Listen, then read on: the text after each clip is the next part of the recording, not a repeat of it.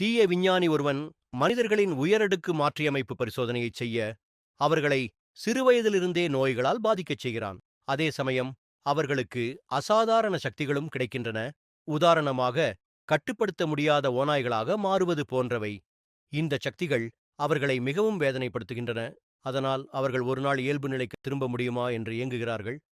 அவர்களை மாற்றியமைத்த டாக்டர் ஃபர்க் என்ற விஞ்ஞானி பல ஆண்டுகளாக பரிசோதனையின் பக்க விளைவுகளை கட்டுப்படுத்த அவர்களுக்கு சிறப்பு மருந்துகளை தயாரித்துள்ளார். அவர்கள் அந்த மருந்துகளை நம்பியே வாழ்கிறார்கள். ஆனால் ஒருநாள் அவர்களின் மருந்து தீர்ந்துவிடும் நிலையில் இருப்பதை உணர்கிறார்கள். டாக்டர் பர்க்கிடமிருந்து புதிய மருந்துகளும் வரவில்லை. மருந்து இல்லாததால் அவர்களின் மீப்பெரும் சக்திகள் கட்டுப்பாட்டை இழக்கத் தொடங்குகின்றன. ஷியாவோவா என்ற உயிரியல் மாணவி ஒரு பல்கலைக்கழக நேர்காணலில் கலந்து கொள்கிறாள். தேர்வாளர்களின் கேள்விகளுக்கு அவள் பதட்டமாக பதிலளிக்கிறாள்.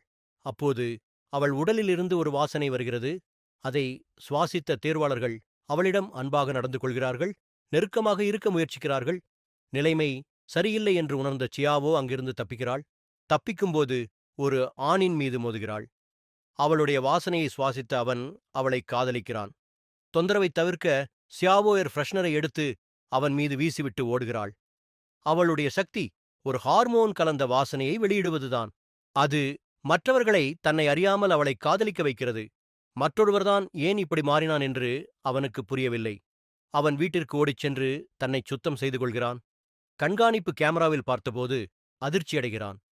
அந்த முயலை கடித்தது காட்டு மிருகம் அல்ல, அவன்தான்.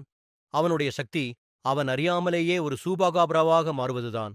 இந்த மரப்பணு மாற்றங்களின் பக்க விளைவுகளை சரிசெய்ய அவர்கள் டாக்டர் ஃபர்க்கை தேடி ஆய்வகத்திற்குச் செல்கிறார்கள்.